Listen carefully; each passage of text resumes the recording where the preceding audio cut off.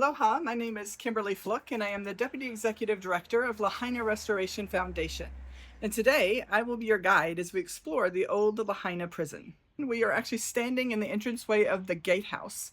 The gatehouse originally served as a police station and the warden's home above us.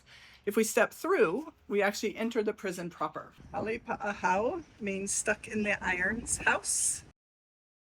So it's a version of the word prison in Hawaiian. One of my favorite things about the prison is that it is today an oasis in Lahaina. It is green, it always has a breeze, it always has shade. Historically, when it was a prison, it wasn't such a lovely place. And it's a step away from everything of the hustle and bustle of town. Today we have a single cell block, but there would have been 2 cell blocks historically, and there would have been supporting buildings such as kitchens, bathhouses, things along those lines. Today we're a little bit bare bones, but you can get a feel for what prison life would have been like by reading the text panels and exploring. The first thing I would like to show you is the cell block itself. Each cell block had 10 cells, and the cells would have been shared spaces with shackles for those who needed them. This was a male and female prison. We don't know exactly how the cells were divided by gender, but certainly this wasn't just a men's prison or a female's prison. This was a prison for both. We can actually see 2 of our restored cell blocks. First of our cells is set up as though a prisoner is in place at night. And the prisoner is someone that we know a lot about, a sailor, a 16-year-old sailor named William Stetson. So today we have him represented by a mannequin. We know a lot about his life because he wrote a journal, and in the journal talked about his time at the Old Lahaina Prison.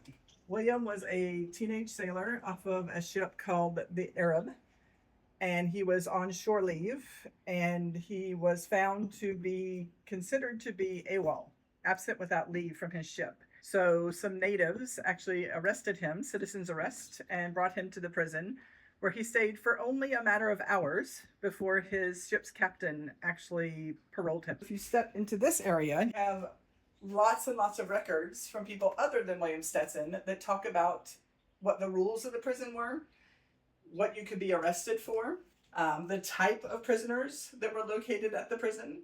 The majority of prisoners, even according to William Stetson's journal, were actually Native Hawaiians, not sailors. When he was here, he mentioned 4 white prisoners and 10 dozen Native Hawaiian prisoners.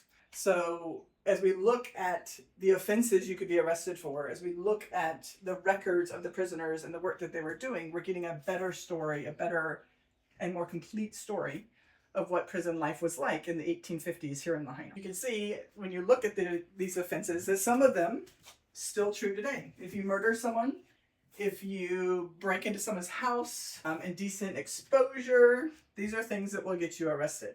But some of these are things that aren't maybe things that we're particularly used to. So furious riding, that's basically speeding on a horse, could get you arrested in the 1850s. Attending a Catholic church could get you thrown into jail as well. Because of William Stetson's story, a lot of the story here at the Old Lahaina Prison has been focused on the whaling industry. And this is a great place. It's one of the few places that actually is from that time period that can tell that story.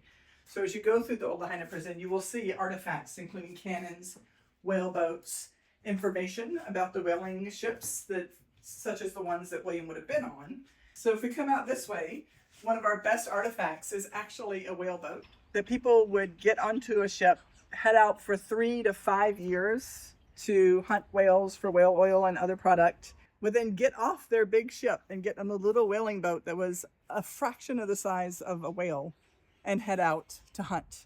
So this is actually a real whaling boat from the 1870s, and it gives you an idea of the perspective of the size of a boat versus the size of a whale. So originally you could just pop off the coast of Massachusetts and get enough whales and enough whale oil.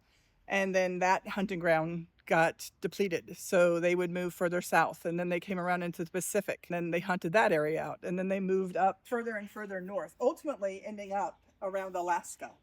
So in the 1870s, an entire crew of ships headed north to Alaska, and they were not quite hitting their quota. So they actually stopped too close to cold weather. and their ships got frozen in place. And luckily, there was no loss of life during this disaster, but there was a massive loss of property and ships. The ships had to be abandoned, and whaleboats were taken out, and they went to land in Alaska until the thaw, and then they could come back. So this particular whaleboat was part of that disaster, and it never left Alaska after the disaster until it was brought here about 30 years ago by Lahaina Restoration to represent the whaling story.